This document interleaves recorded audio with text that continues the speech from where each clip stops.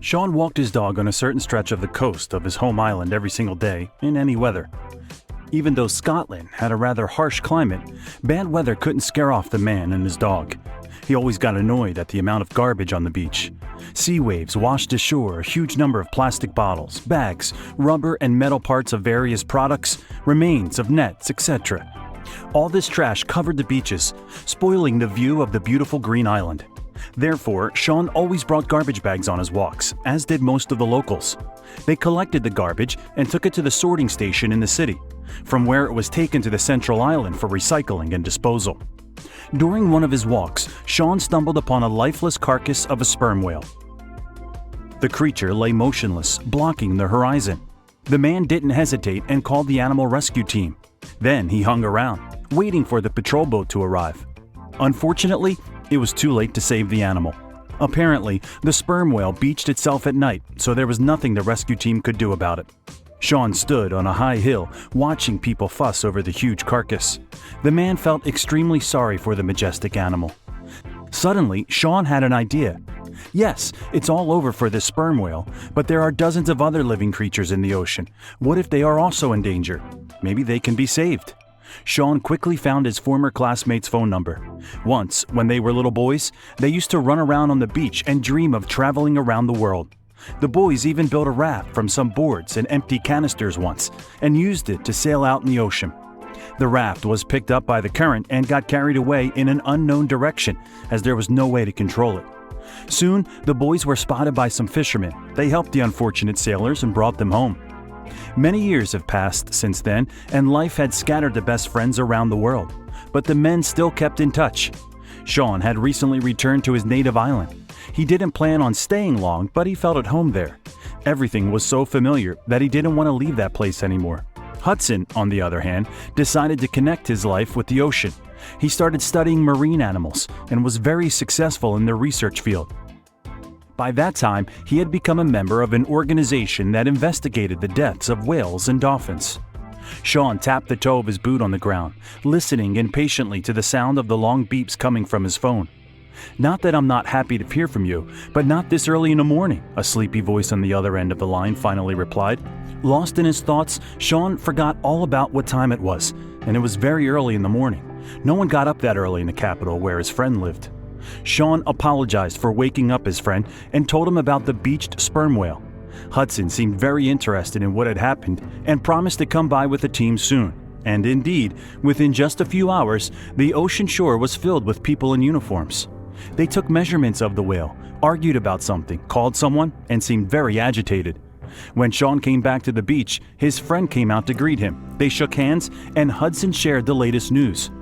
"We had to perform an autopsy to find out the reason why the sperm whale was beached," Hudson began the conversation. "You know, our team has seen a lot, but this case is shocking even by our standards. The animal's entire stomach was filled with garbage. We found everything there: plastic, polyethylene, fishing tackle, nets, you name it. We can't say for sure if the sperm whale beached itself because of the garbage it had eaten, but it could definitely be the cause. It also happens that whales get frightened by loud underwater sounds, so that's another reason that could have caused it to beach itself. Whatever it was, the situation is very bad." "What do you mean?" Sean asked. "A few years ago, about 200 whales got beached on the coast of Scotland. Last year, the number of beached whales exceeded 900 individuals, and many of them were calves that got entangled in nets," the friend explained. "But this giant clearly isn't a calf," Sean nodded his head towards the beach. "No, but it's a female," Hudson shook his head sadly. "And it may well be that its calf is somewhere nearby. We've already called in a helicopter and a search boat to help us look for it. If there's a whale calf around, then we need to find it." After lunch, the search vessel with the helicopter on board moored to the island. Sean volunteered to join the organization's team. The scientist examined the waters of the beach, which became the last refuge of the sperm whale until it got dark. They didn't find anything from the air. Sonar showed only small objects and outlined the empty bottom of the bay. All the researchers stayed on the island for the night because the next day they planned on getting back to inspecting the area. Hudson stayed at Sean's house. He was carefully examining the maps of the coastal waters. The man was outlining a rough search plan, frowning constantly.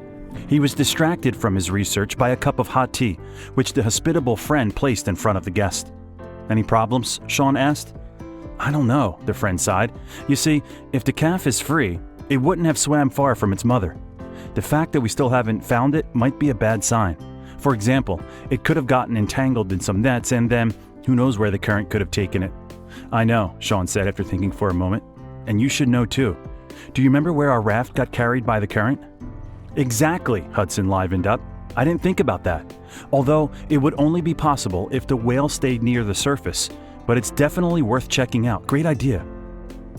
The next morning, the men recalled the details of their childhood journey. Their relatives, as well as the old fisherman, helped them remember as many details as possible. After all, it was the fisherman who got the little adventurers back home. Of course, all the eyewitnesses remembered that story very differently so many years later, and some of them even shared some rather unrealistic details. Nevertheless, the team still managed to put together an approximate route. The boat set sail in search of the whale. When the ship went out in the open ocean, the helicopter took off into the sky. It combed every square meter until it finally found the little sperm whale. They were right. The whale got carried away by the current. It was barely moving its fins because its tail was wrapped in a fishing net, which didn't allow it to move freely. Soon, the helicopter returned to the ship and the researchers quickly got to solving the new problem, because if the animal didn't get untangled soon, it would die. The team didn't know how to remove the net, since they had to approach the sperm whale as silently as possible. While the scientific minds were working on a way out of this situation, Sean stood on the deck and looked at the ocean. He remembered their adventure with Hudson. Next to him stood the helicopter pilot. He had completed his mission and was now taking a rest on the deck. The men got to talking, and Sean shared his idea. The pilot scratched his head with his hand thoughtfully and then almost jumped for joy. "The raft!" he shouted and rushed to the helicopter. Everyone looked at him in bewilderment, but couldn't understand what was happening. Meanwhile, the pilot pulled some kind of package out of the helicopter and proudly placed it in the middle of the deck, looking at Sean. "It's a life raft." "Great," Hudson clapped his hands. "Unfold it and launch it into the water. We need some strong men and sharp knives." The pilot pulled an inconspicuous cord on the bundle, and a large raft immediately opened up on the deck of the boat. Hudson, Sean, and a couple of strong men from the team of scientists started looking for sharp objects. The raft was soon launched on water, and all the members of the rescue team took their places. As soon as the raft was untied from the ship, the current started carrying it towards the place where the whale was. Meanwhile, the boat sailed away so as not to interfere with the rescue operation with its noise. Getting to the sperm whale calf wasn't difficult. Just as the pilot said, the calf was near the water surface.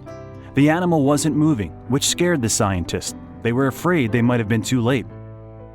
The men decided to take the risk, and as soon as the raft approached the whale's tail, two men immediately grabbed the net.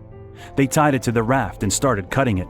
They weren't immediately successful, but little by little, they started to make some progress. Scientists managed to cut off only one layer of the nets when something unexpected happened. Apparently, the calf felt that freedom was close and started moving. It waved its flippers, and then it slowly raised its tail. The people on the raft froze for a moment and then rushed to cut the ropes they used to tie the net to the raft. The raft was doused with cold water as the animal dived underwater. The sound of the helicopter was heard in the air, and the scientist on board could see the sperm whale quickly moving in the ocean.